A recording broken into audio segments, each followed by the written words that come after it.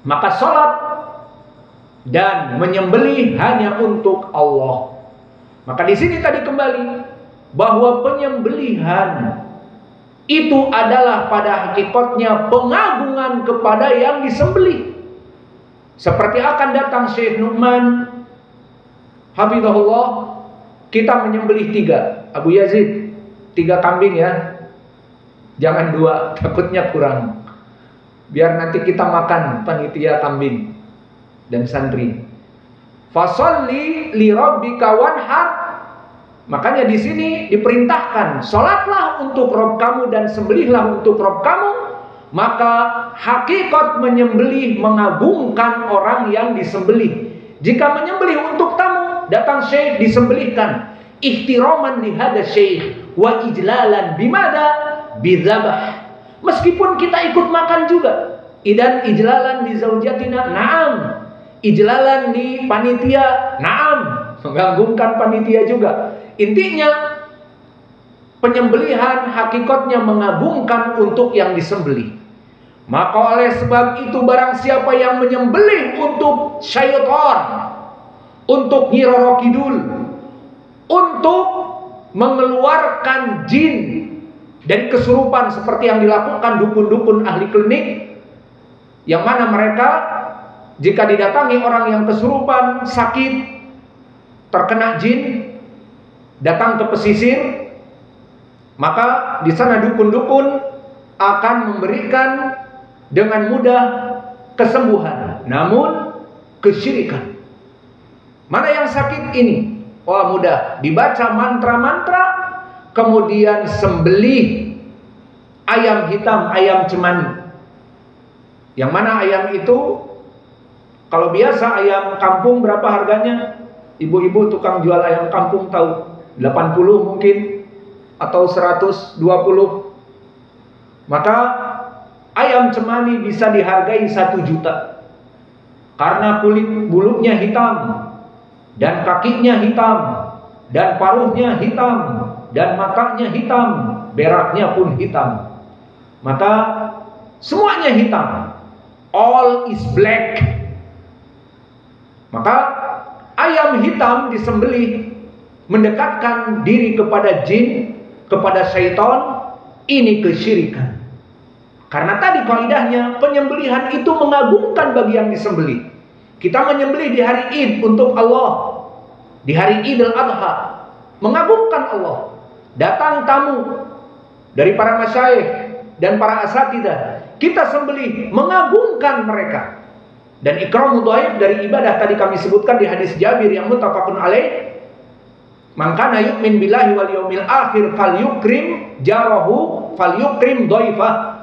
Agar mengagungkan tamunya.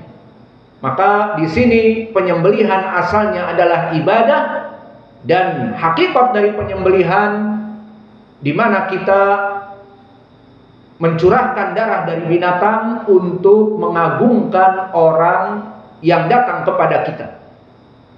Maka oleh sebab itu mungkin antum dengar dari proyek-proyek yang besar, dan itu hakikatnya ada, ataupun bahkan dari bangunan rumah. Maka rumah yang megah dan besar, ataupun proyek pembuatan jembatan yang panjang bermiliar-miliar, mungkin didengar ada di sana dukun yang mana menyembelih sapi-sapi, kemudian dicor kepalanya bersama dengan cor-coran dari semen. Maka ini semuanya untuk apa? Agar betonnya kuat, agar penunggu-penunggu di sana menguatkan jembatan tersebut dan sebagainya. Maka ini sama pengagungan kepada selain Allah. Dan begitu pun mereka yang setiap tahun melaksanakan pelarungan menyembelih dari kerbau-kerbau, kemudian kepalanya dilarung dengan buah-buahan dan nasi tumpeng ke laut di pantai selatan, di 2 tempat dan lebih dari itu, tempat yang ma'ruf di Sukabumi, di pesisirnya, di Pelabuhan Ratu. Dan di Jawa Barat akhir daerah Ciamis dinamakan Pangandaran. Maka di sana kebanyakan dilarung untuk Nyi Roro Kidul. Faman huwa Nyi Roro Kidul? Hal huwa dewa ataupun dewi ataupun jin ataupun syaitan? Maka diyakini Nyi Roro Kidul yang memberikan rizki mungkin kepada para nelayan, sehingga para nelayan harus melarung. Kalau tidak melarung akan datang tsunami mungkin. Maka waktu tsunami di Ambon, mungkin orang-orang Ambon, tsunami di Aceh, orang-orang Aceh tidak melarung kepada Nyi Roro Kidul. Alhasil itu semuanya hanya alih-alih syaitan saja. Allah yang memberikan rizki. Innallaha huwa razzaq dzul quwwatil matin. Allah yang maha pemberi rizki dan pemberian rizkinya sangat kuat, bukan Nyi Roro Kidul. Alhasil orang-orang yang menyembelih untuk mereka semuanya mengagungkan dari yang disembelih. Ini asal dari sembelihan, dia adalah ibadah. Maka beristidlal Syekh dengan dua hadis ini, dua ayat ini. Kemudian beristidlal Syekh dengan hadis yang disebutkan di dalam matan. An Ali qala, diriwayatkan oleh Imam Muslim dari sahabat Ali ibni Abi Thalib, yang mana dia adalah orang terdekat kepada Nabi Muhammad sallallahu alaihi wasallam, anak paman dari Abu Thalib. Dan Ali dari keutamaannya termasuk dari seorang muslim dari kecil, yang mana dia anak kecil pertama yang masuk kepada Islam. Dan kecintaan Nabi kepadanya sehingga menikahkan putri Nabi Fatimah dengan Ali radhiyallahu anhu. Dan Allah berikan cucu-cucu yang mulia, Al-Hasan dan Husain, yang keduanya disifatkan dari pemuda-pemuda penduduk surga. Maka Ali radhiyallahu anhu qala, hadatsani Rasulullah sallallahu alaihi wasallam bi arba kalimat, dengan 4 perkara. Perkara yang pertama, la'anallaha man dabaha li ghairillah. Maka pertama, Allah melaknat, bukan manusia yang melaknat. Allah melaknat. Kalau Allah melaknat, maka siapa yang bisa untuk melindungi dirinya? Melaknat siapa? Man dabaha li ghairillah. Orang-orang yang menyembelih kepada selain Allah. Maka tadi kami ceritakan bagaimana orang menyembelih hanya sekedar ayam cemani. Untuk apa? Untuk jin, agar jin itu keluar dari orang yang kesurupan. Maka dilakukan oleh para dukun, ini dilaknat oleh Allah. Maka para dukun dan orang-orang muslim yang datang ke dukun itu perkara yang sangat error dan sangat bahaya, menyebabkan keluar dari Islam. Maka disebutkan di dalam hadis, man ata kahinan aw arrafan fayusaddiqu ma yaqulu faqad kafara bima unzila Muhammadin ila Muhammadin sallallahu alaihi wa ala alihi wasallam. Barang siapa yang datang kepada dukun, datang kepada paranormal dan mempercayai apa yang diucapkan, seperti ini sekarang. Orang terkena jin anaknya, maka dia menjerit terus. Akhirnya dibawa ke dukun ini, bukannya dibacakan ruqyah Al-Quran, tetapi dijampi-jampi, kemudian disuruh menyediakan sembelihan. Maka dicari dengan susah ayam cemani, akhirnya dapat disembelih, bukan karena Allah, karena jin yang masuk kepada anak ini agar keluar. Maka di sini bagaimana di hadis ini, la'anallah man dabaha li ghairillah. Maka jika orang-orang yang mengantar anak-anak mereka kepada dukun-dukun di pesisir, maka mereka membaca hadis ini dan mengetahui hadis ini, maka apapun yang terjadi atas anak-anak mereka, mau menjerit-jerit dan sebagainya, mereka pasti tidak akan mengantarnya ke dukun. Cukup dibawa ke ustadz atau ustadznya dipanggil, maka akan diruqyah dan diberikan mak zam-zam dan diberikan juga air biasa untuk diminum. Maka syifa biadillah. Wal Quran syifa ma fis sudur. Maka mereka akan keluar dengan izin Allah. Dan kita sudah banyak melaksanakan ruqyah, ya memang seperti itu. Kita bacakan Al-Fatihah, mulai dari pertama maka sudah mulai berbicara dan berteriak-teriak. Dan kepanasan, menyembunyikan rasa panasnya. Dan kita mengetahui dia kepanasan, menyembunyikan rasa panasnya. Setelah beberapa ayat kita baca, tidak bisa menyembunyikan dari panasnya, Allah bakar. Akhirnya meraung-raung, sudah cukup panas dan sebagainya. Kenapa mesti datang ke dukun? Kenapa mesti menyembelih kepada selain Allah?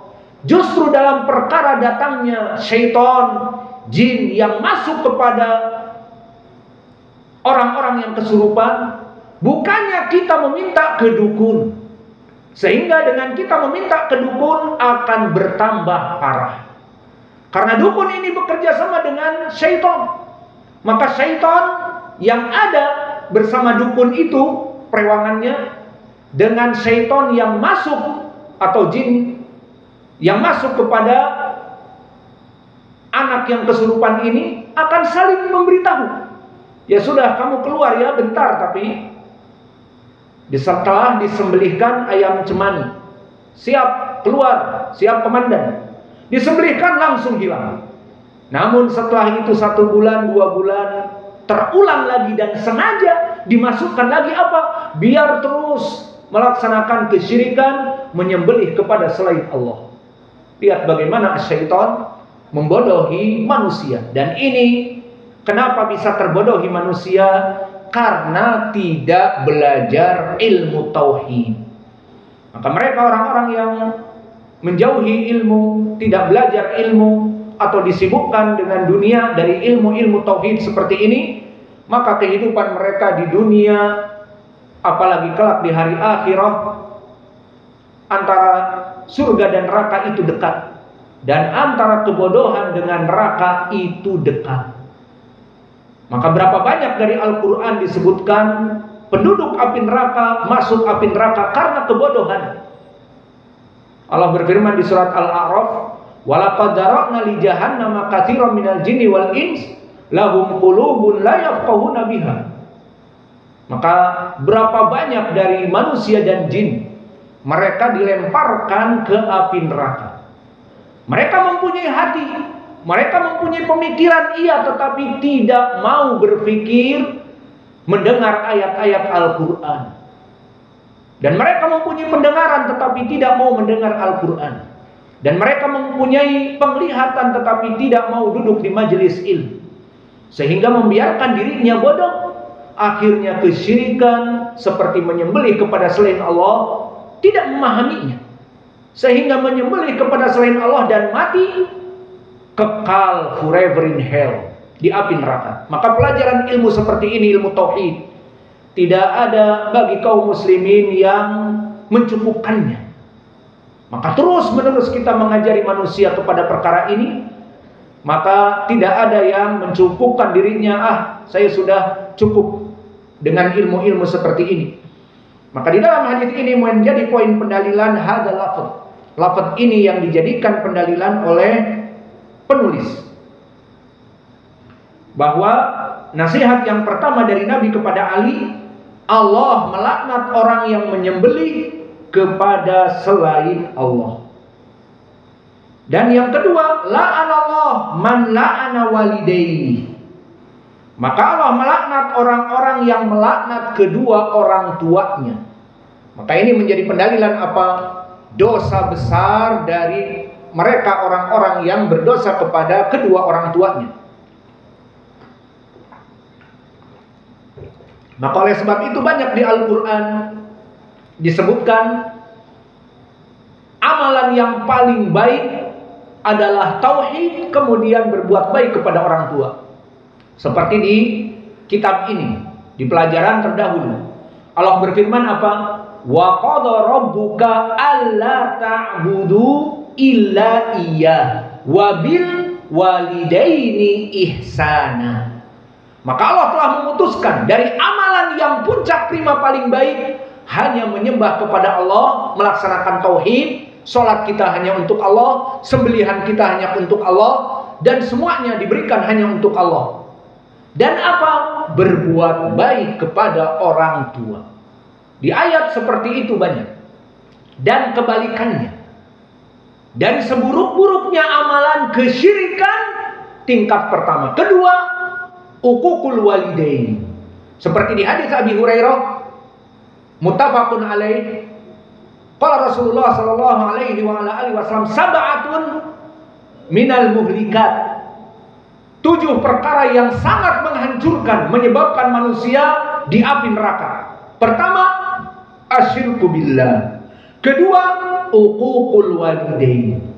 Maka yang pertama adalah berbuat kesyirikan, dan yang kedua dengan melaksanakan dosa kepada kedua orang tua.